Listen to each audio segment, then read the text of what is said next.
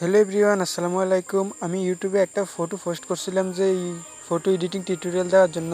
তো সেখানে অনেকে কমেন্ট করতেছে যে দেওয়ার জন্য।